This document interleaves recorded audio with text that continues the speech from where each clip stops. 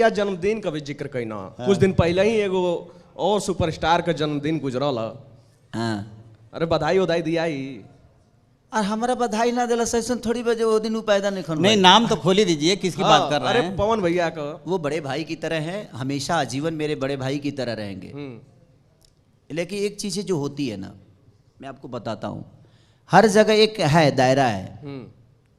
वो दायरे को मेरे दायरे को वो क्रॉस नहीं कर पाते, उनके दायरे को मैं क्रॉस नहीं कर पाता। लंबा अरसा कुछ चीज़ें है उनके टीम से चाहे मेरे टीम से, कुछ चीज़ें मैं उस बीच में थोड़ा परेशान था, और ना ही मुझे किसी खुशी समझ में आती थी ना ही दुख समझ में, क्योंकि वो मेरा एक अलग था, वो पब्लिकली चीज़ें नहीं है, वो मेरा परिवार फैमिली का था कुछ, तो मैं परेशान था। बट ठीक है, हैप्पी बर्थडे टू यू तो हमेशा हम रोज बोल दी क्या हम काले से बोला शुरू कर दे, रोज उनका जन्मदिन मना दी, हम 5 गो केक रोज काट दे, वैसा थोड़ी बा। लेकिन नहीं, किसी के बोलने और ना बोलने से चीज़ें ऐसा नहीं कि वो जन्मदिन नहीं हो सकता है।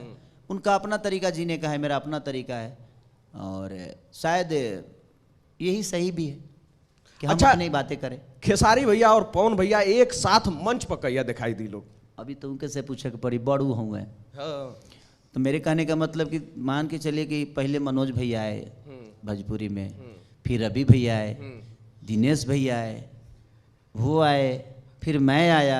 तो मेरे कहने का मतलब कि जब वह ना बताएंगे, जैसे दिनेश भैया बोले उस हिसाब से हम किए, रवि भैया बोले किए, मनोज भैया बोले किए, तो पहले वो बोले जी हाँ कब हम लोग को आना है। तो हमारा में कितना, हमारा कौन अथी करे के भाई, सुपारी सेट पहने के हम तो कब हाफो पैंट पर निकल जाऊंगा एकदम। हाँ, तो यही बात से एगो सवाल